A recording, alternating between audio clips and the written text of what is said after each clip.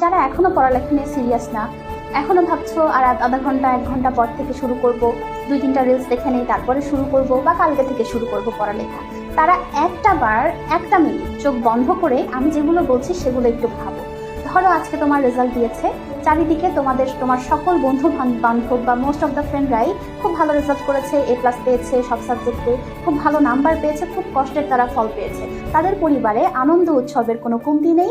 তারা মিষ্টি কিনে কিনে দোকান ফাঁকা করে ফেলার উপক্রম, কেউ ফেসবুকে স্ট্যাটাস দিচ্ছে, কেউ তার পরিবারের সাথে ছবি দিচ্ছে তার সাফল্যের, কেউ তার সাফল্যের গল্পটাই হয়তো শেয়ার করছে। কিন্তু তুমি সেই সময় ঘরে বসে কি করছো বলো তো?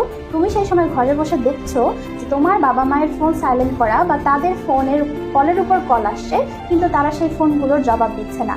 তারা একদিকে মন খারাপ করে বসে আছে, তোমার সাথে কোনো কথাবার্তা বলছে না, তুমিও তাদের সাথে কোনো কথাবার্তা বলার সুযোগ বা সময়টুকু পাচ্ছ না, বা তোমার মন মানসিকতা হচ্ছে না। কারণ কি? কারণ তুমি তাদের মতো ভালো রেজাল্ট করোনি। সেই সময়তে বসে তোমার যে আফসোসটা হবে সেটা তুমি দুনিয়ার কোনো কিছুর সাথে তুলনা করে বুঝতে পারবে না। তখন মনে হবে আমি যদি আর একটু পড়তাম, আমি যদি আর একটু আগে থেকে পড়ালেখাটা শুরু করতাম, তাহলে আজকে আমাকে এই দিনটা দেখতে হতো না, আমি ওদের মতো আনন্দটা ভাগ করে নিতে পারতাম, আমার বাবা মায়ের মুখে হাসিটা ফোটাতে পারতাম। তাই এতক্ষণ যারা এটা ভেবেছো বা যাদের মনের মধ্যে কথাগুলো নাড়া দিয়েছে, তারা আর সময় নষ্ট না করে এখনই উঠে বসো, নিজেকে সতেজ করার মাধ্যমে এখনো হাতে সময় আছে, সময়টাকে কাজে লাগাও। ইনশাল্লাহ তোমার দ্বারাও ভালো কিছু করা পসিবল।